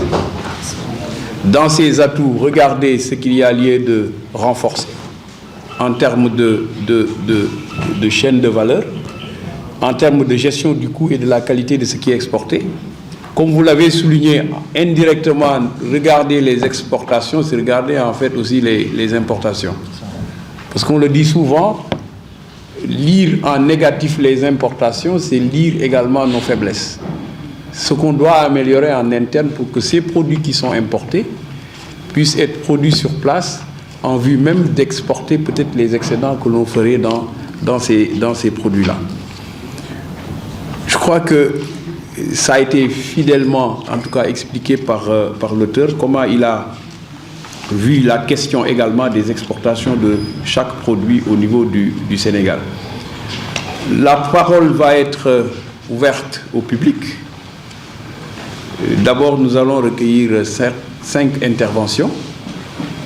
En premier lieu, nous allons donner la parole à Madame Aïssa Kabo, la représentante résidente de l'UEMOA, pour une petite intervention. Puis on va passer la parole au directeur général de l'ANSD avant de recueillir 3 autres interventions. Merci beaucoup, SG, de me donner la parole. Bonjour à tous. Et je ne m'étais pas préparé à prononcer un mot, mais c'est avec beaucoup de plaisir, pour plusieurs raisons. La première raison, c'est que nous sommes ensemble ce matin, déjà dans un espace que je souhaiterais vraiment magnifier et remercier Monsieur le directeur de l'Harmattan pour cette facilité donc qu'il accorde à ceux qui s'investissent donc dans l'écriture, dans la transmission du savoir. Et je trouve que c'est un cadre quand même qu'il faudrait encourager. Ensuite, par rapport au Présidium, bien sûr, le professeur Sané est aussi un très très grand défenseur de tout ce qui est transmission. Et je souhaiterais le remercier aussi pour tous ses encouragements. Le SG, bien sûr, le directeur et M. Souleymane Diallo, que j'ai eu l'occasion de rencontrer lors de certaines activités du ministère. Et ce que j'ai vraiment particulièrement apprécié chez M. Diallo, c'est effectivement cette humilité. Cette humilité qu'il a toujours manifestée dans toutes ses actions, aussi bien en termes de relations humaines, mais aussi sur le plan professionnel. Il nous a invités pour certaines activités de réflexion au niveau du ministère et j'ai pu apprécier ses qualités aussi bien humaines que vraiment de responsable en fait de tout ce qu'il dirige au sein de la direction. Alors le thème qu'il a abordé est un thème extrêmement important pour le Sénégal, pour les pays de l'UEMOA d'une manière générale. La question des exportations, effectivement, pose le problème de la structure de nos économies. Nous nous sommes enlisés dans des structures économiques qui n'apportent aucune valeur ajoutée, aucune richesse, alors que nos jeunes sont au chômage, les femmes sont au chômage et nous sommes obligés d'exporter de manière illégale cette valeur ajoutée sur des navires sans lendemain. Et quelquefois, ce qui m'étonne, c'est que nous sommes fiers de consommer ce qui vient de l'extérieur. C'est culturel, c'est structurel. Tout le monde le vit comme ça, tout le monde l'accepte. Et c'est peut-être aussi à ce niveau qu'il faut agir. Comment changer les mentalités? Pourquoi au petit déjeuner, je n'aurai pas mes beignets de mil, mon lait frais qui vient de la ferme, mais pourquoi est-ce que je suis toujours fière d'exposer mes croissants, mes pains au chocolat, qui ne sont pas produits chez nous, enfin, qui sont produits peut-être chez nous, mais dont la base ne vient pas de chez nous. Donc cette problématique-là, je pense qu'elle nous concerne tous. Ce document que M. Diallo vient de produire est un document qui est très très profond en termes d'analyse. Parce que tant que nous ne changerons pas nos mentalités, nous ne pourrons pas accompagner ce développement-là. Nous ne pourrons pas accompagner cette globalisation des échanges. Aujourd'hui, nous parlons de balance commerciale, nous parlons de balance des paiements qui sont déficitaires depuis si longtemps, on s'y est presque habitué. Et puis, c'est ce confort que nous avons dans cette contre-performance qui peut-être m'inquiète. Donc, je pense qu'à travers ce livre-là, nous avons des solutions, en tout cas des voies, pour déjà comprendre la situation, parce que pour lutter contre un phénomène, il faut d'abord le comprendre. Et j'aime bien comprendre par les chiffres, parce que les chiffres ne mentent pas. Les chiffres sont clairs, les chiffres sont précis, et les chiffres nous permettent d'avoir une analyse assez précise d'une situation. Aujourd'hui, dans ce document, nous avons beaucoup de chiffres qui sont révélateurs. Ce qu'il nous faut, je pense, aussi bien au niveau du Sénégal qu'au niveau de l'UEMOA, c'est vraiment cette volonté d'aller de l'avant. Le constat est là. Nous en souffrons tous, avec tout ce qu'il y a comme maladie que nous n'expliquons jamais. Mais bon, nous ne savons pas aussi le contenu de ce que nous consommons. Donc il est important que nous puissions vraiment, tous ensemble, à partir peut-être de ce livre-là, tirer les leçons et essayer d'accompagner. Merci beaucoup. Bonjour tout le monde, merci de me donner la parole. Je voudrais commencer par féliciter Mme Diallo, d'abord, parce que, bon, on a compris que pendant la Covid, elle aurait pu demander à ce que Souleymane aide aux tâches domestiques. Et je sais que, bon, écrire est difficile. Ça a dû prendre beaucoup de nuits blanches et elle a toléré tout ça, donc c'est important de lui faire une mention spéciale. Donc, félicitations à Souleymane pour avoir choisi ce thème. J'avais un programme aujourd'hui que j'ai cancellé parce qu'on parle d'exportation. J'avais fait la même chose, j'avais entendu à la radio il y a quelques mois la présentation de la stratégie d'exportation du Sénégal. Et j'étais allé voir à la foire et c'était très rare que je prenne la parole et que je me défoule un peu sur les présentateurs parce que c'était un sujet tellement important et il n'y avait pratiquement aucune des autorités, des personnes importantes qui prennent les décisions, ni la ministre, ni le DG de l'ASEPEX, ni personne qui pouvait, c'était juste les experts entre eux. Et j'ai trouvé que parler des exportations, c'est tellement important pour moi. On ne peut pas parler de compétitivité, on ne peut pas parler d'éradication de la pauvreté, on ne peut pas parler d'attirer les investissements directs étrangers, de créer des emplois, si on ne parle pas d'exportation. Moi, pour moi, l'économie, si ça devait se résumer en 3 parties, ce serait l'environnement des affaires, les exportations et les idées. Et ça, monsieur le professeur, je crois qu'en économie 101, il faut d'abord commencer par enseigner les exportations. Parce on parle beaucoup du CFA, on ne peut pas parler du CFA si on ne parle pas des exportations. Et il y a un conseiller stratégique de Bill Clinton qui s'appelle James Carville. Au deuxième terme de Bill Clinton pour les élections, on lui avait demandé c'était quoi la clé. Il avait dit « the economy stupid ». Je crois que pour nous, c'est « the exportation stupid ». Madame Sinko doon wax ci wolof exportation rek la parce que c'est à la base c'est les exportations. Je voudrais aussi en profiter pour remercier monsieur le directeur de l'Harmattan. J'ai pas lu le livre, je crois que ça va être un livre de chevet, mais à la dernière page j'ai vu que c'était imprimé ILP Dakar. On est au-dessus des... Voilà, donc c'est à la base, comme le professeur Alénar le disait, donc si on parle d'exportation, on parle de production. On ne peut pas parler du concert des nations, du rendez-vous du donner et du recevoir dont parlait le président Senghor sans produire.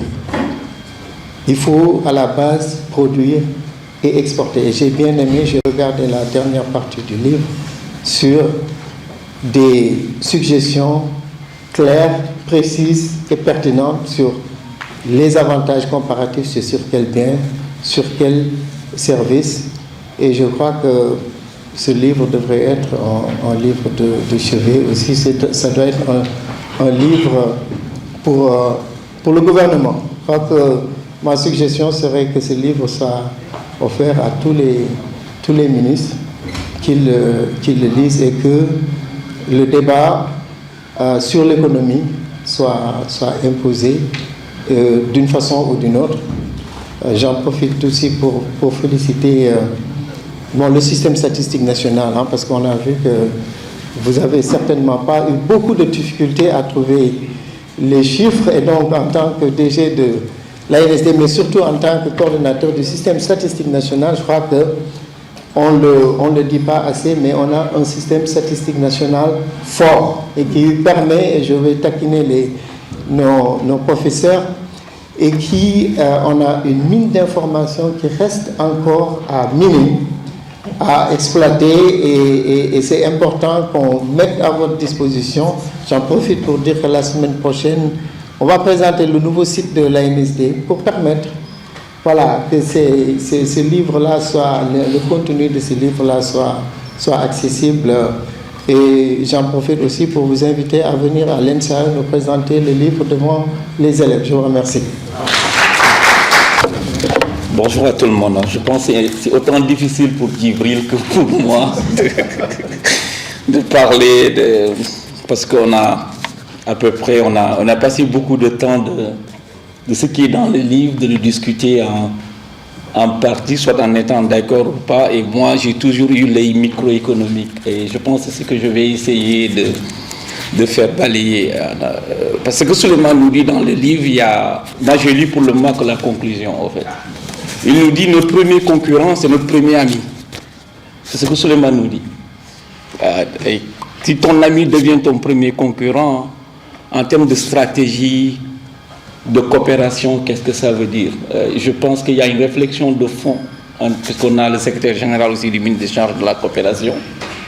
On a une conséquence forte sur ça et on est en train aujourd'hui de vivre ça. Parce que le SG aussi, en même temps, on travaille en même temps sur les questions de zone économique spéciale que je n'ai pas beaucoup vu dans le livre.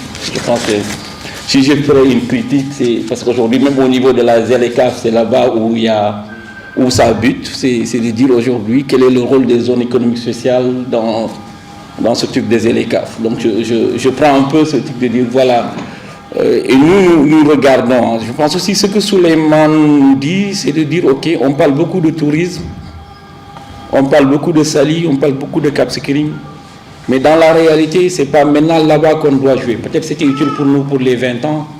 On doit construire beaucoup d'écoles, beaucoup d'universités de rang africain, de rang mondial, pour que les gens viennent étudier chez nous. On doit construire beaucoup d'hôpitaux, qui ne sont pas des hôpitaux publics où il y a de la grève, mais où des hôpitaux publics, des plateaux médicaux qui sont assez réservés pour que les gens viennent se soigner sur nous. Et c'est ça qui va remplir notre compagnie aérienne, c'est ça qui va remplir nos hôtels. Voilà, c'est ce que Souleymane nous dit pour qu'on parle sur des termes assez simples. De ce que j'ai lu rapidement, parce que j'ai lu la fin après. Après, maintenant, je pense qu'il y a d'autres aspects. Peut-être que je reviendrai sur Souleymane, parce que on a des liens un peu sociologiques, on a à peu près le même parcours sociologique. L'origine vers la Guinée, grandi dans le sud du Sénégal, boosté par le bac dans le nord. Et on a beaucoup profité aussi, ce qui est extraordinaire au Sénégal, du système public de l'école. Parce que nous tous aujourd'hui qui sont là, parce que nous avons aussi notre professeur Malik, qui est devenu un ami, qui a été notre professeur à l'université, c'est parce que l'école publique a été performante. Et je ne pense pas aussi un hasard si on dit que l'administration publique est un créneau d'exportation. C'est parce que l'école publique est performante. Ça veut dire quoi? C'est qu'on fournit beaucoup de fonctionnaires de talent à l'UOMA, à la CEDEAO, à l'organisation. Nous voulons aujourd'hui, on vient de ressortir par exemple avec CNP sous ce rêve de dire Dakar place financière internationale. En quelque sorte, qu'est-ce qu'on a la dernière? C'est de dire on a un atout sur les exportations de services qu'on n'a jamais revendiqué. Mais le paradigme est en train de changer. Si on ne se prépare pas, le paradigme est en train de changer. Et qu'on repositionne Dakar, comme tu dis, que pour tous les correspondants internationaux soient sur la place de Dakar, que les meilleurs médecins au monde, que les meilleurs assureurs au monde s'assoient et leur référence à Dakar pour aller. Nous avons fait des études. On a vu des études qui sont faites par des groupes très sérieux. Moi, souvent, je dis, le temps qu'on passe pour dire on sauve Sonacos, je dis comme ça en esprit. Si on passait ce temps pour dire qu'on consolide nos positions sur les exportations de services, beaucoup de gens qui travaillent, qui sortent comme des juristes dans les universités, allaient avoir du travail. Parce qu'on a plus de gens qui sortent comme juristes, comme comptables dans nos universités que des ingénieurs industriels. Donc, ce type de cohérence qu'on doit avoir. Là, je dis, je prends un peu le chapeau microéconomique pour que l'audience puisse comprendre ce qu'on est en train de dire. On a des universités qui produisent plus de profil général. Souleymane nous dit, on est très performant sur l'administration publique. On est très performant sur le service. Maintenant, qu'est-ce qui reste? Ce qu'on n'a pas positionné comme argument de vente de ça. On a beaucoup plus analysé en disant, le profil n'est pas en adéquation avec la demande. Alors que c'est une question, aujourd'hui on peut fabriquer la demande. Je pense que le directeur général de l'ANSD, c'est ce qu'on parle de l'avantage construit, ce que les Américains font. Aujourd'hui, on se rend compte, je vais peut-être finir ça, que les gens, nous avons expérimenté ça dans tout ce qui est maintenant dans l'intelligence artificielle, tout ça. Les gens qui sortent des facs d'anglais, on peut en moins d'1 an, 2 ans les reconvertir de bons développeurs. Et on devient aussi bon que les Indiens pour l'exportation de services. Donc voilà, je pense que je vais m'arrêter là. Je ne parlerai pas de Souleymane personnellement, je pense que les autres en ont parlé et nous avons une responsabilité. Souvent on en parle en tant que génération. On a ces 20 dernières années traversé les choses. Par la mesure des choses et la croisée de nos destins, on arrive à des positions où on peut donner plus à notre pays. Et je pense que c'est l'invite qu'on se donne. C'est pas facile, parce que on est là à parler aujourd'hui d'économie. Peut-être d'autres sont en train de parler de conquête de pouvoir. Et je pense que c'est assez important. Merci beaucoup à tout le monde. Vous sortirez un peu du livre, parce que je ne vais pas m'aventurer à parler économie devant des éminents experts qui sont ici devant nous. Mais quand même, je parlerai un peu de Souleymane, parce qu'en fait, c'est Souleymane lui-même qui reflète ce qu'il a traduit dans le livre. C'est un jeune étudiant que j'ai trouvé à Abidjan. On lui a fait comprendre qu'il y a un vieux fonctionnaire qui est venu pour se recycler ici sur l'analyse de la pauvreté. il est venu tout simplement me saluer et me transmettre tout ce qu'il connaissait d'Abidjan, et il m'a remis sa télévision pour me permettre de ne pas être coupé du reste du Sénégal, parce que le téléphone en ce moment n'était pas très développé. Et ça reflète vraiment le comportement du jeune. Je suis venu, je ne me suis pas arrêté. Je suis parti à Kolda, parce que je suis de la même région que lui. Je me suis informé, on m'a parlé de sa famille. Ce qu'il n'a jamais dit, beaucoup de gens ne connaissent pas. C'est une famille très religieuse, très respectée à Kolda. Ça m'a confirmé dire que son comportement ne pouvait pas être autrement.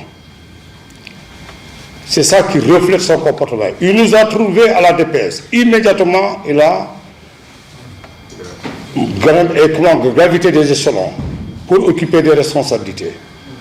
Et ça ne nous a pas surpris. Ils sont là, ces camarades qui sont là avec qui ils discutent Silman. J'étais directeur en sommation du division, mais ils venaient régulièrement discuter avec Silman, qui était mon collaborateur. Avec Bamba. Ils discutaient de pas mal de problèmes, même des problèmes qui concernent la population. On nous dit ici qu'il est mathématicien, qu'il ne le dit pas, mais nous nous posons des fois la question, est-ce que réellement c'est tout simplement un mathématicien? C'est qu'il est multidimensionnel.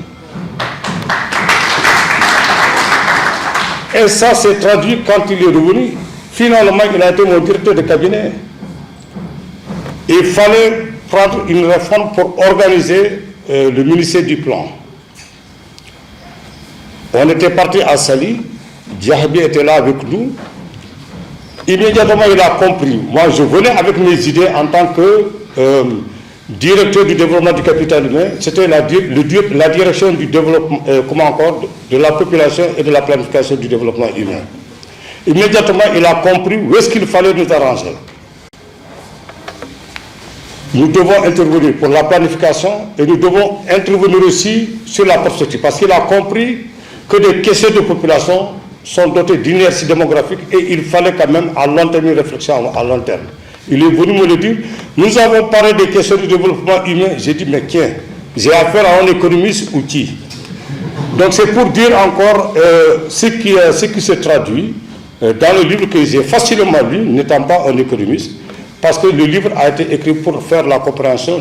Nous avons très bien compris et ça a été très facile de lecture. Pour ne pas quand même exagérer, je vous dis, voilà un homme multidimensionnel qui est avec nous et ceci se traduit dans le livre aussi simple, parce qu'il faut comprendre le sujet pour l'écrire aussi simple. On ne comprend pas le sujet, on n'est pas humble, on n'est pas capable de l'écrire pour que le livre soit accessible à tout le monde. Je vous remercie. Merci, monsieur le SG, monsieur Diallo, chers invités.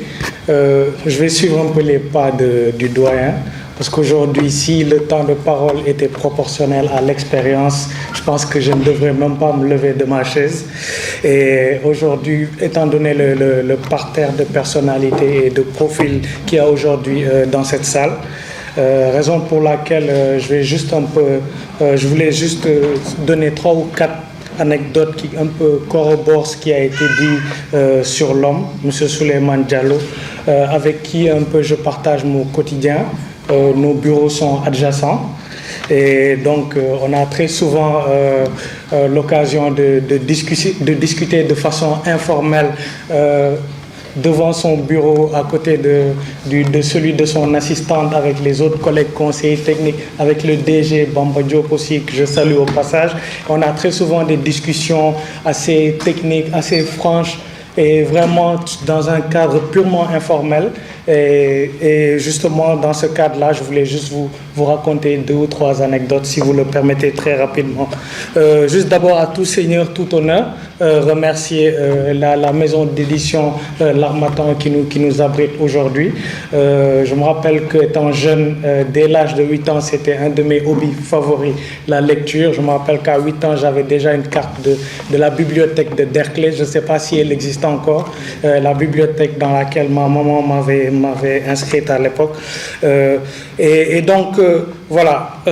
La première anecdote que je voulais raconter, c'est que je suis venu dans son bureau il y a 2 jours pour m'excuser de ne pas pouvoir prendre part à cette cérémonie de dédicace aujourd'hui parce que je devais subir une intervention chirurgicale qui était prévue de longue date et qui devait se tenir l'après-midi, le jour même. Et de façon franche et naturelle, il m'a expliqué un peu les risques, on va dire entre guillemets, liés à ce que je devais faire et qu'il fallait que je prenne un peu de recul pour mesurer un peu l'ampleur de ce que je voulais faire de façon peut-être pas assez réfléchie entre guillemets, on va dire. Et 2 heures après, je me suis ravisé. Et bon, je ne vais pas donner les détails voilà. Mais je pense qu'il sait de quoi je parle et il comprend parfaitement quels ont été les... Et je vais dire plus tard pourquoi. Ensuite, on a eu une réunion, un atelier qui était une présentation qui avait un peu trait aux questions d'intégration. Et ce jour-là, j'étais assis à côté de lui et au fil de la présentation qui était faite justement par ceux qui avaient fait cette étude-là, chaque 10-15 minutes, je me tournais vers lui pour lui dire, mais c'est ce qu'il est en train de... Les questions qu'il pose, les réponses se trouvent dans votre livre, coordinateur. Il me dit, oui, mais bon, laisse tomber. 15 minutes plus tard, même chose, je dis, mais c'est dans votre livre. Il dit, non, mais c'est pas la peine. Et c'est moi-même qui ai pris la responsabilité, on va dire, de prendre la parole pour inviter les auteurs, ou en tout cas ceux qui avaient fait cette étude, de les renvoyer vers le livre, parce qu'effectivement, ils se posaient beaucoup de questions, qui trouvaient des réponses dans ce livre-là, et que peut-être par humilité, ou je ne saurais expliquer la raison, il n'a pas jugé bon de leur faire comprendre qu'il a fait un travail là-dessus et que la plupart des questions qui se posaient trouvaient des réponses dans cet ouvrage-là. Et je vais juste terminer par... voilà, là, je suis en train de finir un travail de recherche doctorale et dans lequel il a grandement participé. Et ce qui fait que je n'ai toujours pas soutenu cette thèse-là, il est quelque part responsable. Parce que je suis arrivé à la fin, tout fier de mon travail, pensant que j'étais arrivé au bout. Il m'a tellement challengé que ça fait 6 mois que je suis en train de... Voilà. C'était il y a 6 mois. Et d'ailleurs, pour la petite histoire, il ne le sait pas, mais la première page qui vient avant disons, même la table des matières, c'est la partie remerciement pour ceux qui ne savent pas, remerciement ou dédicace. Et il y a une partie qui lui est consacrée, justement, pour le remercier par rapport à tout ce qu'il a eu à m'apporter. Et voilà. Et justement, c'était juste des témoignages pour vous dire un peu son esprit d'ouverture, de partage, d'humilité, de générosité. Mais tout cela dans un esprit vraiment purement objectif. Et c'est ça, généralement, qui n'est pas toujours évident, surtout lorsqu'on est amené à occuper certaines fonctions. J'ai l'habitude de le dire, tout à l'heure, quelqu'un en a parlé, il a eu à occuper les fonctions de directeur de cabinet dans 4 Marocains ministériels ici. Et... d'autres, à sa place, n'auraient pas peut-être l'humilité ou la grandeur d'esprit de dire, écoute, j'ai atteint ce niveau-là, mais je suis prêt à revenir à la base pour essayer de, disons, regravir les échelons. Et je pense que c'est ce qu'il a su brillamment faire. Et ça, pour nous tous, en tout cas nous autres jeunes, ça nous donne une grande leçon d'humilité. Et je tenais à le témoigner devant ses pairs, devant sa famille et devant les autres collègues. Voilà, merci.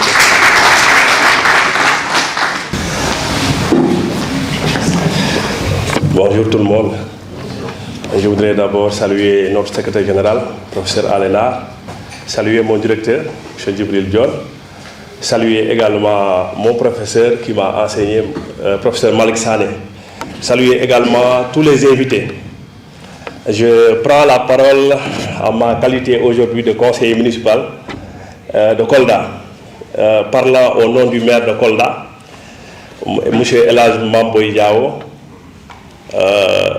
directeur général de la CDC. Monsieur Diao, maire de Kolda, m'envoie dire qu'il est fier de Monsieur Souleymane Diallo. Souleymane Diallo est un digne Koldois. Aujourd'hui, il porte haut le flambeau du Fouladou, de par sa compétence, de par son travail, de par également son dévouement à Kolda d'abord, mais également au Sénégal. Aujourd'hui, c'est avec beaucoup de fierté, moi aussi, que je m'exprime devant mon grand frère. Parce que Souleymane est un homme ouvert, un homme humble, on l'a dit. Quand vous le rencontrez, la première chose que vous voyez, c'est le sourire. Il est tout le temps souriant. Cela veut dire qu'il a beaucoup à donner. Il veut d'abord vous donner avant que vous ne lui donniez quelque chose. Donc, c'est ce petit témoignage que je voulais faire. Je ne serai pas long. Je voulais le dire et transmettre également le message du maire de Kolda qui a récemment inauguré une bibliothèque municipale à Kolda et il s'engage à acquérir quelques exemplaires de cet ouvrage, à montrer un exemple aux jeunes élèves de Kolda parce qu'il a mis en place un rayon qui est dédié aux productions des gens ici de Kolda. Donc l'ouvrage de M. Souleymane Diallo figurera en bonne place dans la bibliothèque municipale de Kolda. Donc c'est ce que je tenais à dire. Je vous remercie. Merci, professeur Alena, secrétaire général du ministère. Merci, professeur Sané. Et merci, monsieur John, pour le témoignage et le portrait sur Souleymane Diallo, votre compagnon de longue date. Donc, je tiens à féliciter d'abord Souleymane pour cette production, ce livre, et le remercier d'avoir partagé ses connaissances, comme disait le professeur Alena. Donc, ce qu'on a de mieux à partager, ce sont ses connaissances. Donc, vraiment, il a eu la générosité de réfléchir et de partager avec nous donc, ses connaissances. Revenir à l'homme, tout le monde l'a dit. Donc, moi, Souleymane, je l'ai connu à Abidjan, en 2003. Comme disait l'autre, j'étais en formation là-bas, ils étaient jeunes étudiants de l'ENSAE et qui venaient pratiquement tous les dimanches me voir à la maison où j'étais en formation et avec un bébé. Donc ils venaient passer me voir et je leur disais que en ce moment c'était très difficile à la statistique parce que tous les cadres étaient recrutés par la Banque centrale. Moi je gérais les projections macroéconomiques, j'étais plus là et il y avait un vide. Je leur disais, il faut terminer vite et aller à la statistique. La prévision a besoin de vous. Il n'y avait personne à la prévision. Et vraiment, quand ils sont venus, ils ont intégré la prévision, notamment la division des projections macroéconomiques, et on n'a pas regretté. Donc, de les avoir, ces deux. J'ai eu à travailler avec eux pendant 25 ans, 28 ans, on a cheminé beaucoup ensemble. Maintenant, pour revenir au livre, le livre nous a donné des orientations donc, par rapport au service. C'est vrai que dans ce contexte de ZLECAf, il faut savoir saisir l'opportunité. Si on ne saisit pas l'opportunité, vraiment, on aura des problèmes. Peut-être que cette première réflexion, c'est pour le Sénégal, mais il faut réfléchir pour l'Union et pour la CEDEAO parce qu'on a beaucoup plus à tirer de cette opportunité de ZLECAf quand on est ensemble. En Union, pour l'UEMOA, et en union pour la CEDEAO. Donc, il a su, tout le monde dit, oui, on n'exporte que des matières premières, il faut transformation structurelle. On entend depuis 8 ans qu'on parle de transformation structurelle sans avoir vraiment mis les jalons pour aller vers ça. Lui, il sort sur les services. C'est vrai qu'il faut transformer. Est-ce qu'on a les moyens de mettre en place cette industrie qui, au regard de la structure du PIB, est très faible? On a des opportunités pour les services. Il faut les saisir. Quelqu'un l'a dit, Lamine. Maintenant, surtout, pas ces services traditionnels qu'on voit, transport, services financiers et autres, mais le capital humain. Nous avons des connaissances en termes au niveau de la santé. Nous avons des connaissances pour l'éducation. Mais pourquoi pas saisir cette opportunité? Construire davantage d'universités, d'hôpitaux, on a l'expertise, notre expertise qui est exportée vers le Maroc, dans la sous-région. Et quand on est malade, on va à la sous-région. Donc, merci Souleymane de nous avoir orientés pour que nos décideurs, peut-être j'espère qu'ils verront le livre, comme disait le directeur de l'ANSD, à tous les ministres, pour qu'on puisse réorienter vraiment les décisions ou, je ne sais pas, les stratégies pour qu'on puisse saisir l'opportunité de la ZLECAf. Merci. beaucoup. En premier lieu, nous allons donner la parole à M. Kassé, directeur exécutif de l'Autorité nationale de la biosécurité. Merci beaucoup, monsieur le modérateur. Bonjour Souleymane. Bonjour professeur. Je pense que je suis scientifique à la base, mais le professeur Sané était parmi mes encadreurs quand je faisais le MBA en administration et création d'entreprise. Alors, je voulais juste attirer l'attention de l'assistance sur un fait. Ce livre parle d'exportation, mais il est en lui-même une exportation familiale. Je pense que les sociologues devaient s'en saisir du contexte pour voir l'harmonie qu'il y a eu dans la famille. Parce que la Covid-19 était venue avec un lot de conséquences. Nous avons vu une dislocation et une augmentation du taux de divorce dans beaucoup de pays. Et tout contrairement, dans cette famille Diallo, eh bien, est sorti ce livre. L'autre aspect aussi, ce livre montre la dimension et la spiritualité de Michel Diallo. Parce que durant cette période, on pensait à autre chose qu'à produire et à réfléchir pour son pays. Les gens avaient peur pour leur vie, pour leur économie, et ne savaient pas à quel saint se vouer. Et ça se comprend parce que j'ai eu l'occasion de travailler avec Souleymane. Il était directeur du cabinet du ministre, et j'étais directeur général. Je le suis toujours. Nous connaissons parfois les relations difficiles qui existent entre les cabinets et les structures autonomes, qui sont très souvent difficiles à manager. Nous n'avons jamais connu ça. Nous avons eu à faire des voyages ensemble dans le cadre de l'administration. Et une fois, on était au Burkina. Il y avait une réunion donc ministérielle. C'était un segment de haut niveau. Mais Souleymane a utilisé ses qualités humaines pour détendre à un certain moment et permettre la réunion de connaître une fin heureuse pour la sous-région, madame. C'était dans le cadre de l'UEMOA.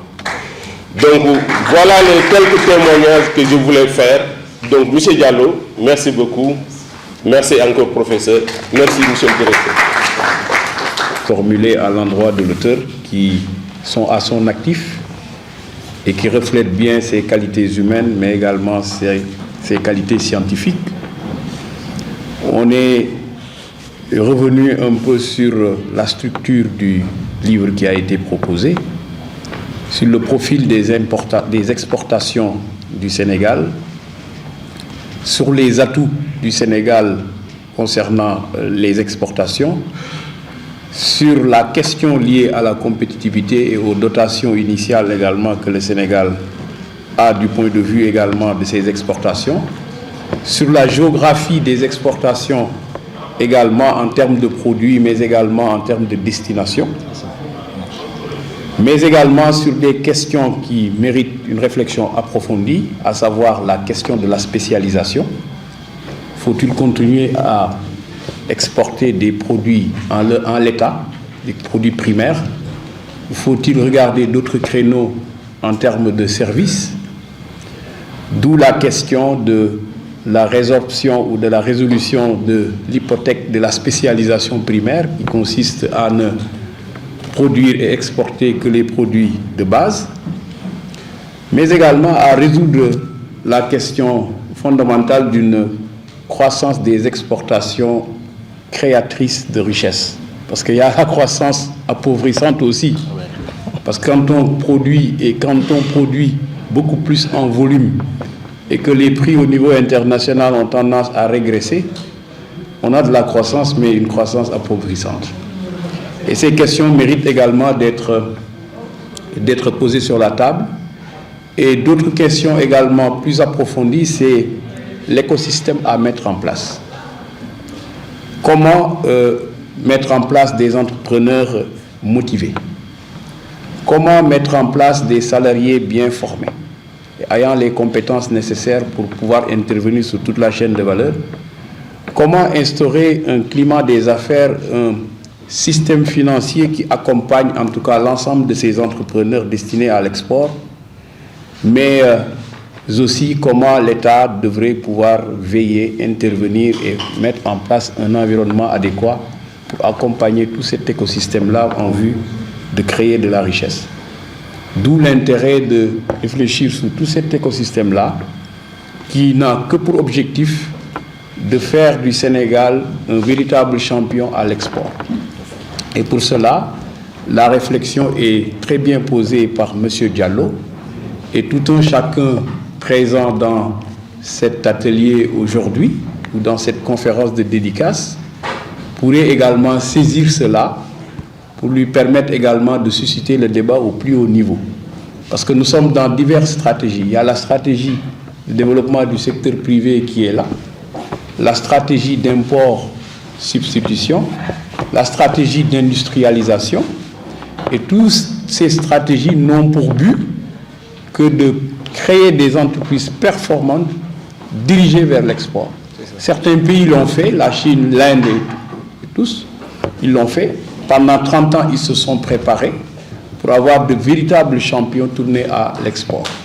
Et je pense que ce livre-là vient poser le débat et certainement va permettre à notre pays de choisir la bonne voie comme l'ont fait d'autres pays pour de façon plus intense s'insérer dans le dispositif international d'approvisionnement et d'être mieux intégré dans la mondialisation. Nous n'allons pas terminer sans remercier le public présent, tous les parents, professeur Malik Sané, le directeur Djibril et la maison de l'Harmattan qui a bien voulu encadrer cet ouvrage-là jusqu'à sa sortie, mais également l'ensemble des parents et amis qui sont ici présents et les sympathisants pour pouvoir honorer M. Diallo de la cérémonie de dédicace de ce livre. Nous vous remercions et vous souhaitons un très bon week-end, mais également souhaitons également que d'autres personnes parmi le public puissent à l'avenir produire également des livres également qui pourraient servir au développement du Sénégal. Et nous attendons également le deuxième livre de M. Diallo, n'est-ce pas, qui nous permettra également d'approfondir la réflexion et d'aller dans des champs d'investigation qui permettent au Sénégal d'être une nation prospère. Je vous remercie.